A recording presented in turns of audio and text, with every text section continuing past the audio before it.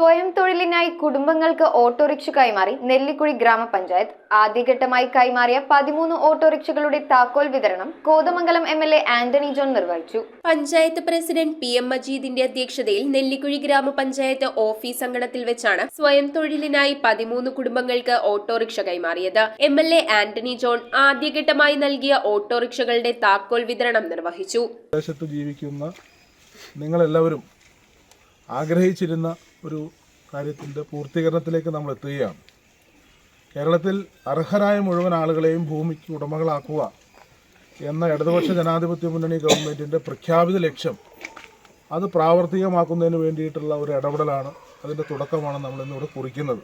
ചടങ്ങിൽ vice president ശോഭ വിനയൻ, ജില്ലാ പഞ്ചായത്ത് അംഗം റഷീദ സലീം, സ്ഥിരം സമിതി അധ്യക്ഷന്മാരായ MM Ali, Mridula Janardhanan, NB Jamal, block panchayat അംഗം അനു വിജയനാഥ്, ഗ്രാമപഞ്ചായത്ത് അംഗങ്ങൾ, assistant secretary Manoj KP, VEO Ramya KP തുടങ്ങിയവർ പങ്കെടുത്തു. News bureau, Kothamangalam.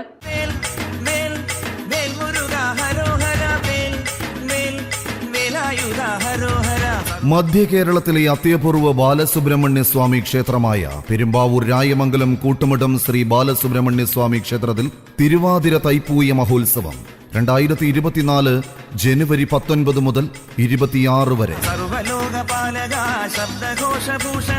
ജനുവരി 26 രാവിലെ 4 മണി മുതൽ ഉച്ചയ്ക്ക് 12 വരെ അഭിഷേകം. ബാലസുബ്രഹ്മണ്യന്റെ ഇഷ്ട വഴിപാടായ കാവടി അഭിഷേകം, പഞ്ചാമൃത അഭിഷേകം, പാലഭിഷേകം, പനിനീർ അഭിഷേകം. വൈകിട്ട് 7:30 മുതൽ ഭസ്മക്കാവടി.